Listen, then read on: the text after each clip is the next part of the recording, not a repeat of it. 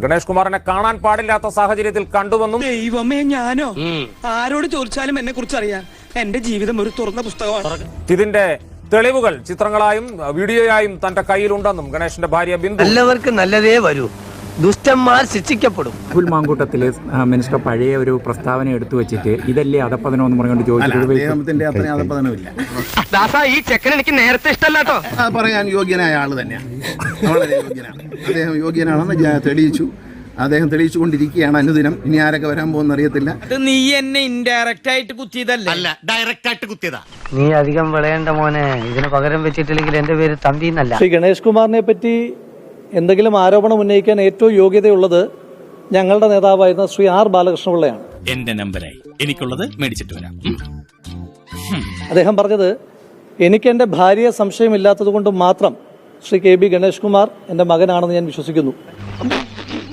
പക്ഷേ Shri K B Ganesh കുമാറിന്റെ ചരിത്രം എന്താണ്? ഒരൊറ്റ അടിയിലെ ഒരു പാടിന് 3 അവകാശികൾ ഉണ്ടായ ആളാണ് ശ്രീ കെ ബി ഗണേഷ് കുമാർ. അതാണോ ഇവിടുത്തെ പ്രശ്നം? അതല്ലേ? അതല്ല. പിന്നെ ഇപ്പം സംഭവിച്ചുകൊണ്ടിരിക്കുന്നത് ശ്രീ ഉമ്മൻചാണ്ടി എന്ന് പറയുന്ന മനുഷ്യന്റെ മനസ്സ് എപ്പോഴെങ്കിലും വേദനിച്ചിട്ടുണ്ടെങ്കിൽ അതിന്റെ കൂലിയാണ് എന്ന് ശ്രീ കെ ബി ഗണേഷ് കുമാർ മനസ്സിലാക്കുക നന്നായിരിക്കും. എനിക്കിഷ്ടപ്പെട്ടു. പണ്ടൊക്കെ ദൈവം പിന്നെ തരാമെന്ന് പറഞ്ഞ് അവധി വെച്ചിരുന്നു. ഇപ്പൊ മൂപ്പരുടെ പേയ്മെന്റ് ഒക്കെ റെഡി ക്യാഷ്. അല്ല, ശ്രീ കെ ബി ഗണേഷ് കുമാർ, ഇത് നായകരൻ തന്നെയാണ്.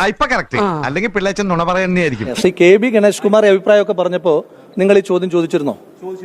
എപ്പോ ചോദിച്ചു? ആ ചോദ്യം ഒന്ന് കാണിക്കട്ടെ. എന്തിനാടോ നായരെ വെറുതെ എന്റെ ബ്ലഡ് പ്രഷർ ഇങ്ങനെ കൂട്ടണേ? ഫേസ്ബുക്കിൽ വന്നിട്ടുള്ള കമന്റുകളുടെ പേരിൽ SIT രൂപീകരിച്ചിട്ടുള്ള ഒരു സംസ്ഥാന സർക്കാർ ഇവിടെ ഉണ്ടല്ലോ. പറഞ്ഞ വിശ്വസിക്കോ? ഇല്ല, വിശ്വസിക്കില്ലേ? എന്റെ മതി. അവര് പരാതി കിട്ടുന്നതിന് മുമ്പ് സഹോദര, അങ്ങയുടെ ധാർമ്മിക രോഷം വല്ലാതെ വേണ്ട, വല്ലാതെ വേണ്ട. ഞാൻ എന്റെ മാധ്യമ സമ്മേളനം നടത്തില്ല.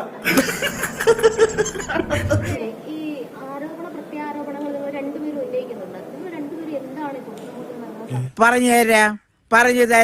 അല്ല, ഇത് അന്ന് ആദ്യ ആരോപണം ഉന്നയിച്ചപ്പോ ഗണേഷ് കുമാറിനോട് ചോദിച്ചായിരുന്നു ഈ ചോദ്യം ഉണ്ടാവില്ല. ഇതിപ്പോ ഒരു മലമറിക്കുന്ന സംഭവം ഉണ്ടായി കഴിയുമ്പോ അതിന്റെ ഹാങ് ഓവർ 2 ദിവസം ഉണ്ടാവും.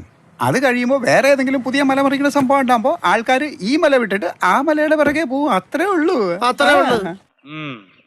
പോയി അടുത്ത കേസുമായി വാ. ഓക്കെ.